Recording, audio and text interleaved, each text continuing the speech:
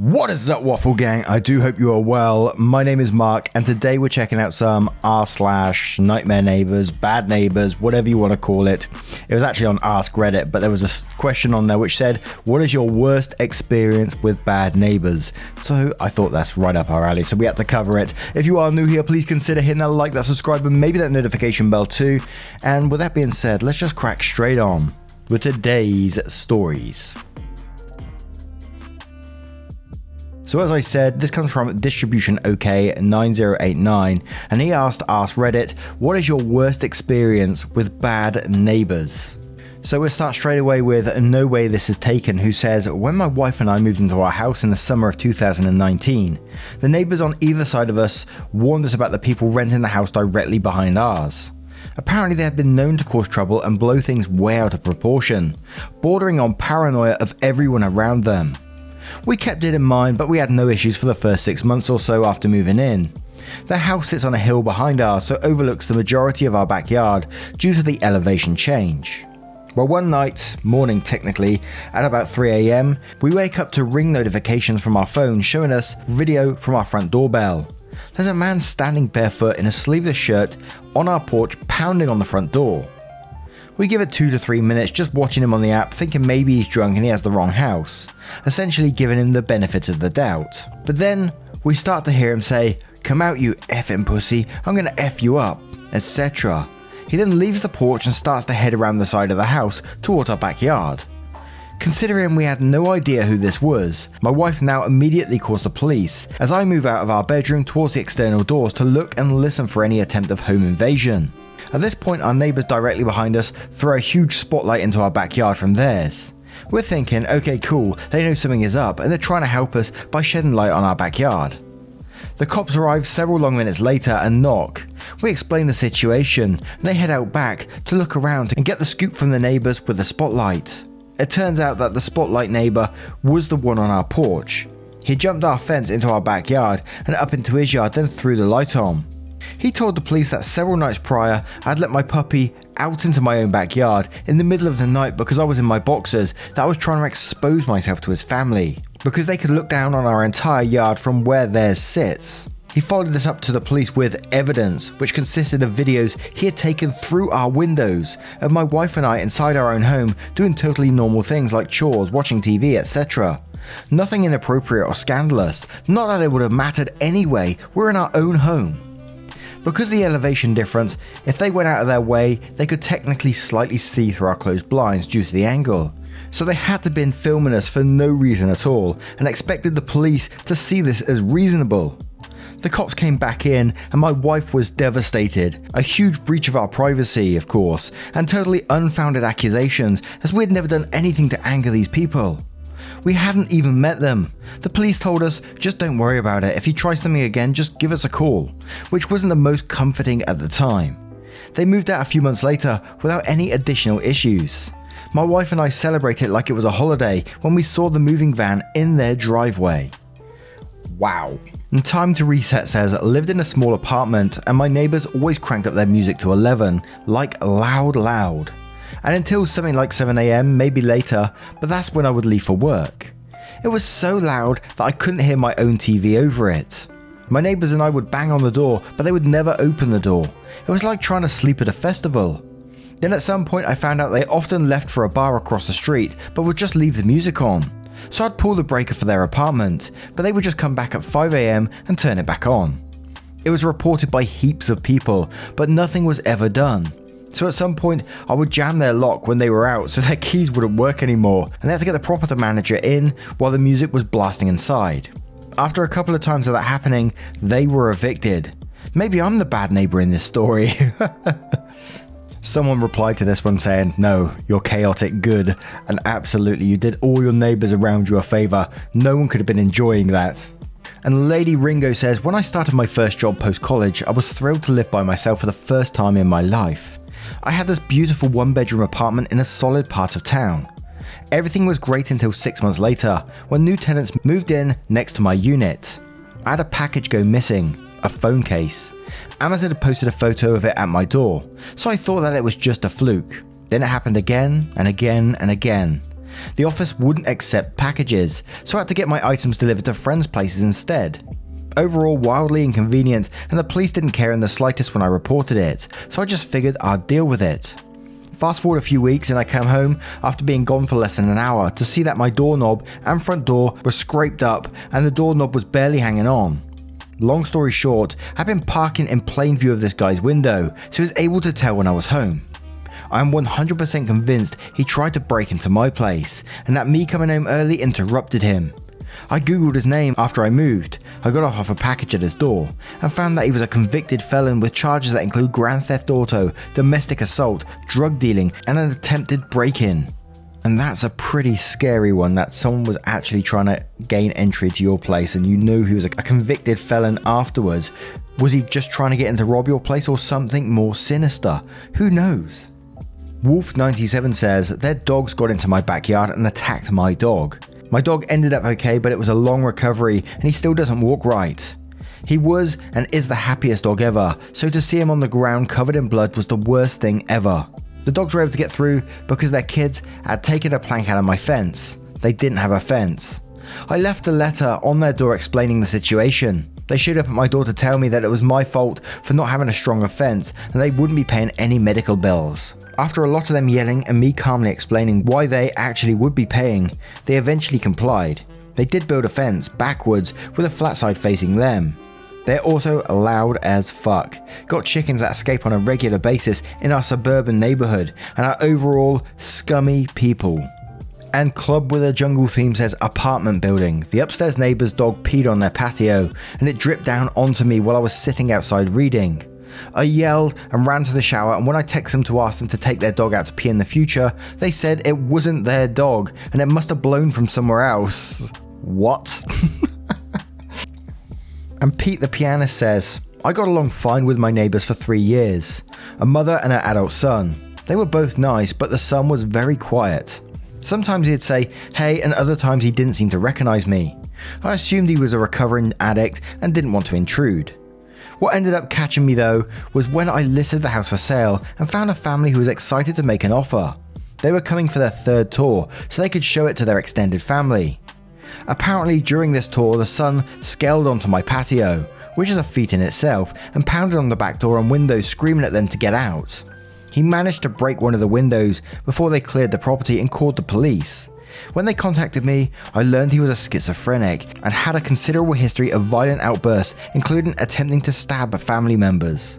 Apparently, he thought I had stolen the house from its rightful owner and was trying to sell it behind their back. To his credit though, he referred to me as a bodybuilder, which I didn't hate. The family decided not to make an offer and I ended up having to pull it from the market. Holy shit. And Technician Plenty replied to this one saying, my favourite part is, in quotes, to his credit, followed up by, if someone's going to break into my home, they better have the compliments at the fucking ready. And Thin Host says, I used to live in a horrible apartment with paper thin walls. The people next door were a woman who looked like she was in her 70s and what I thought was her 30-something grandson. They would yell at each other all day, constantly blast their TV, and the smell of their cigarette smoke would waft through into my apartment and make the place absolutely reek. The worst was at night when the two of them would have loud sex, which is how I figured out they weren't related. Maybe they are. Every night for an hour, creaking bed banging against my bedroom wall and the old woman moaning like a stuck pig. Nightmarish. I also think that the guy kept track of my schedule and watched for me because whenever I came home or went out, even when I took out the garbage, he would be there outside his place trying to chit chat with me while staring at my body and being completely gross. Lived there a year, but felt like 10.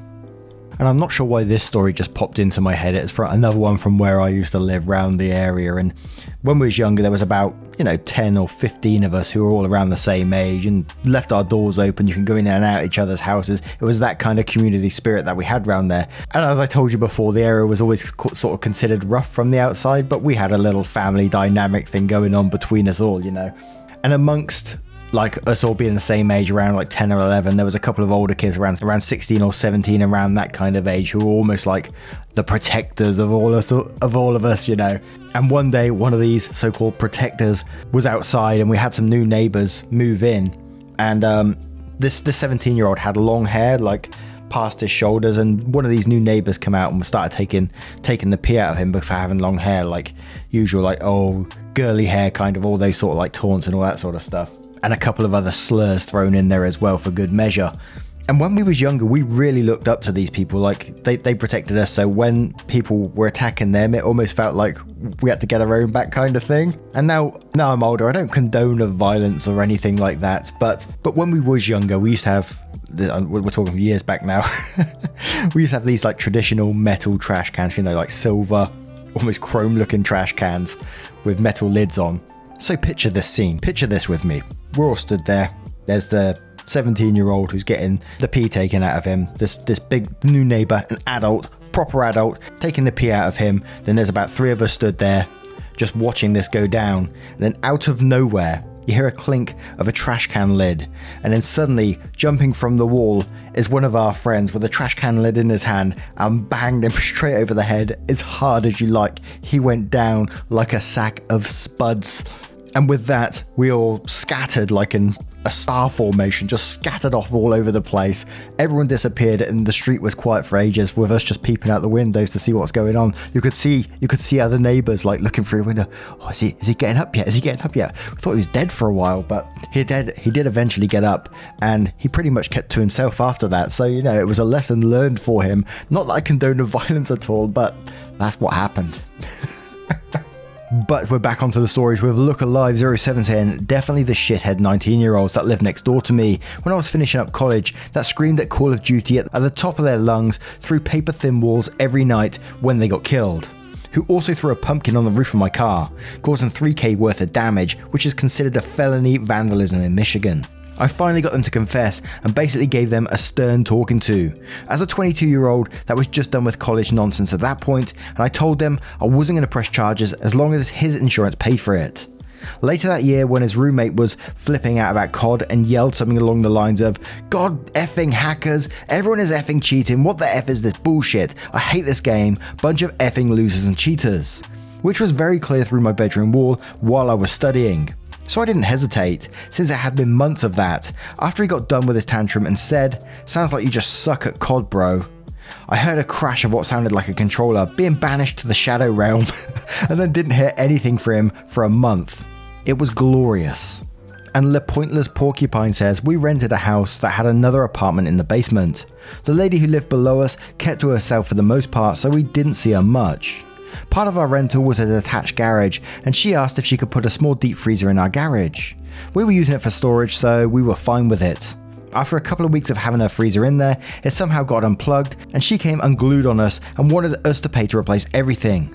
I understood her frustration, but we hardly ever went into the garage since it was only for storage. In other words, we definitely didn't unplug it, and our landlord agreed, but she was pissed. She had a son in college who came home for summer. During that summer, he found a cat and brought it home. His mum said no cats inside, so he would feed the kitten outside. She was pretty wild. He left for school again in the fall, and we noticed that the cat was getting very thin. We started feeding her outside in her usual spot. Around Christmas time, we bought a bag of cat food, and I made a plate of cookies and left them both on our neighbour's front door. The next day, they were both back on our porch. Rude. Whatever. We continued to feed the cat because she obviously wasn't feeding her.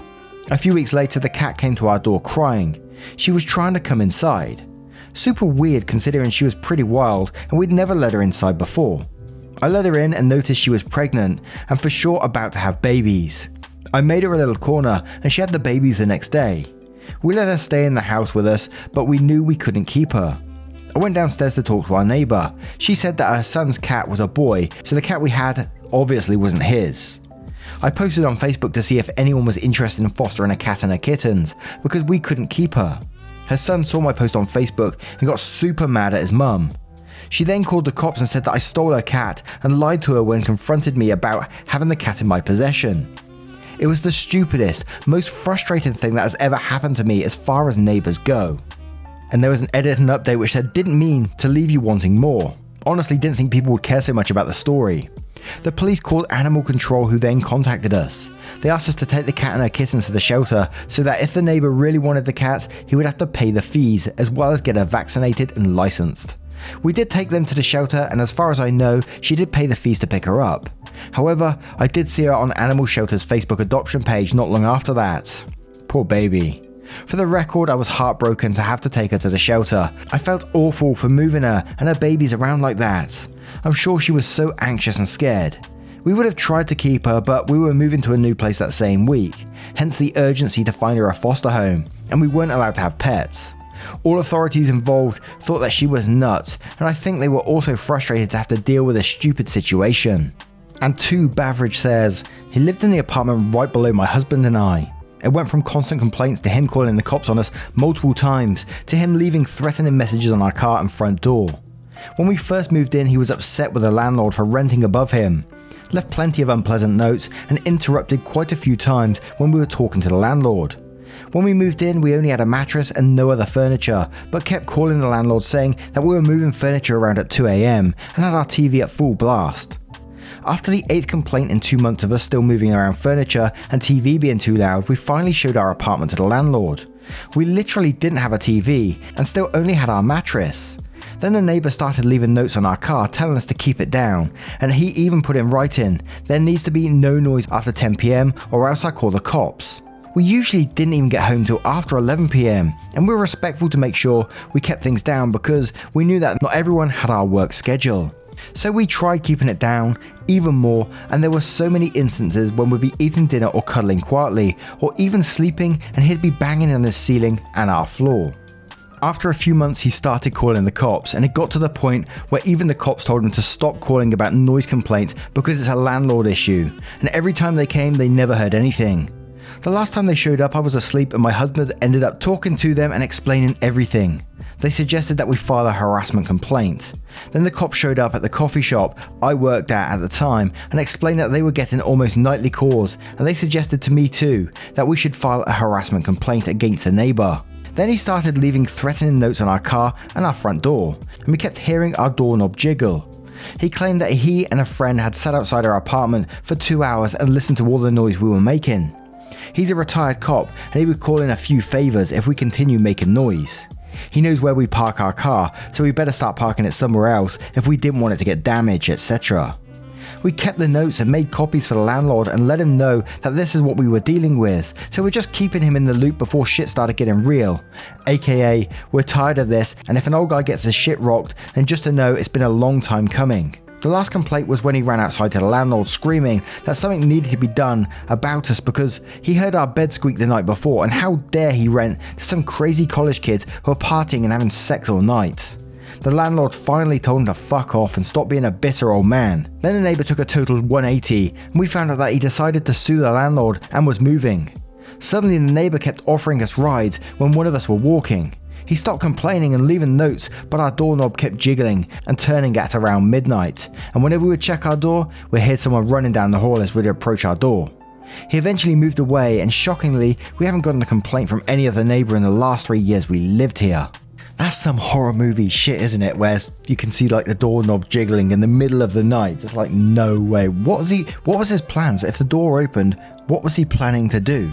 That's what always goes through my head. And our next one's from Core Hookmaster, who says, we had some neighbours that used to leave their garbage out in plastic bags the night before garbage day, instead of putting it in a bin. Around here, that's just ringing the dinner bell for raccoons and other critters. Sure enough, morning, there's garbage strewn all over the neighbourhood. What the raccoons and skunks didn't spread around, the wind picked up the slack. Some of the people on our street kindly approached the guy and asked him to put his garbage in a bin. He told them to go fuck themselves. Thus began the garbage wars. Every morning of garbage day, some people on my street would collect all the half-eaten and rotten trash from their lawns and toss it back into the dude's backyard. He would collect it, then dump it back on their lawns, or cram it into their bushes. People started finding half-eaten burritos and candy wrappers in their mailboxes.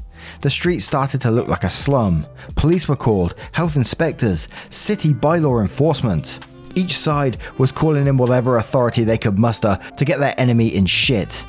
The dude and his family, amazingly his wife seemed perfectly pleasant, lasted about 8 months, then moved. Every once in a while I find random margarine lid or a piece of styrofoam in my hedge, and my mind goes back to those dark days of war. All that popped into my head then was some sort of Lord of the Rings-esque battle just about to begin.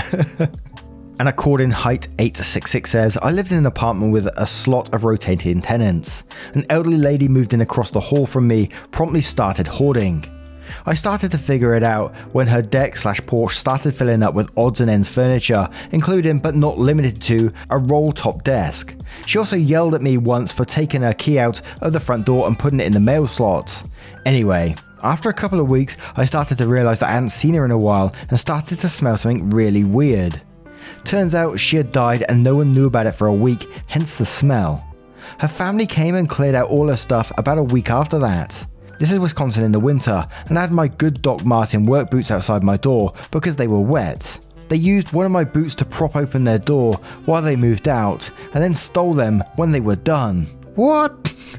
And Nick2711 says, dude pretended to be a reverend, but was actually just a filthy fucking hoarder. He insisted on wearing sandals all of the time, and whenever he left his flat, the entire stairwell would stink of century-old, unwashed feet. Eventually, the beetles that had infested his flat crawled up and into our kitchen, then everywhere. Took months to get him evicted. Fuck that guy. And Dudy McWeener says, moved into a crappy apartment in a building that was occupied by basically the worst people in the area. Pretty rural small town. Junkies, alcoholics, etc. I moved there because I don't have a driver's license and I needed to live close to my new job at a cafe. No buses in the area except school buses, and it was relatively cheap. Anyways, one night when I came home from work, I met two of my neighbours by the entrance to the building. These two were living wall to wall with me, and I had listened to their drugged up Saturnalias more than once. They started following me up the stairs, not saying a single word, just following me. I rushed inside and locked my door when they started hammering at it, yelling, hammering their hands at the door so hard I thought they would break it. I yelled back at them, "What the fuck do you want? Leave me alone." They stopped their hammering and the man said with a fragile voice, "We were just wondering if we could borrow your pee for a drug test tomorrow." I not so politely declined, told him to fuck off and called the police. Didn't live there for much longer, I'll tell you that. So why were they chasing you? Why were they hammering on the door? Were they going to force the pee out of you at one stage or what? And then went for the polite way to ask for your pee? What the hell's the situation? Can't be just stealing pee off people, man. And next was from Dalek999, lived in an apartment building with little better than paper for walls. You could clearly hear the next door neighbours' conversations, them having sex, walking up the stairs, etc. For some reason they thought it would be totally awesome to install a surround sound system and affix the speakers to our shared wall. It was not awesome. It was so loud that it literally shook the wall, and we couldn't hear our own television unless we turned it up ridiculously loud in return. The neighbours did not respond kindly to our request that they place the speakers elsewhere, or at least turn the bass down. It ultimately ended up with the cops being called on them after the guy got pissed at being asked again to turn it down and started pounding on the wall and screaming about how he's gonna fuck us up. They finally got evicted when he threatened someone at the management office on some other matter. Before he got evicted though, we begged the office to just let us move to a different apartment. Couldn't afford the lease breaking fee to just leave. And they did let us move to another building. And our new neighbours had a parrot that never shut the fuck up, and a special needs child who would literally spend hours banging on their piano screaming and singing, "My name is Amanda." What can you do in that situation except grin and bear it, I guess? Once our lease was up, I was so fucking glad to leave that apartment complex. Some noise is expected in apartment buildings. I've certainly lived in other apartments and was fine with a normal and expected amount of noise. But when there's zero sound insulation and you have neighbours that don't give a shit, it sucks pretty bad. Man, I need to end this video. I can't stop reading them. And David6 says, my current neighbours will randomly light bombshell fireworks in the middle of the night during the middle of the week, as if some of us don't have to wake up early for work. Also, when I was younger and living in a different city, our front neighbour stole our dog from our backyard one day, and we didn't find out it was them until a few months later when we saw our dog in their yard. They denied they stole it and wouldn't give it back to us until we got the police involved. What the hell? Let's have one more from Hort for Teach, who says, had a neighbour a few houses down who kept to himself. One day he was turned onto our road and I happened to be behind him. Some kids were cutting across his yard, so he stopped to yell at them and I couldn't go around, so I was stuck. He then started backing up, but I had only a little room before backing into a very busy road. He then hit the front of my car and yelling at me. I was maybe 18 at the time and was legitimately terrified. I was able to make it down the block to my house, called my mum, and she encouraged me to make a police report. The officer came, was super kind and offered to go to the house of the man who hit me to get his insurance information. The man refused to answer and the officer made a report and called to check in later in the afternoon. That night, the neighbour ended up taking a shotgun and pounded on a few neighbours' doors, presumably looking for me. The police were called and quite a few officers responded. They could not find the man, so had everyone on our street shelter in place until they could find him. Officers ended up finding him under a boat in his backyard. I don't know if he was arrested or committed, but he was never back at his house and his family sold it a few months later. Wow, another scary one. And it's these ones that, things could have been so much different. What if he did find your house, you open the door, would he have used the shotgun? Who knows? That's what I find crazy about some of these situations. But guys, as always, if you've got your own nightmare neighbor story, I know I keep saying that I need to raise my new subreddit so we can get our own nightmare neighbor stories on there as well. But let me know if you have any of your own. I would love to hear them, and let me know if you did enjoy these stories, because this is one of my favorite things. Thank you so much for your love, support and time, and I will see you in the next one. Take care, guys. Much love.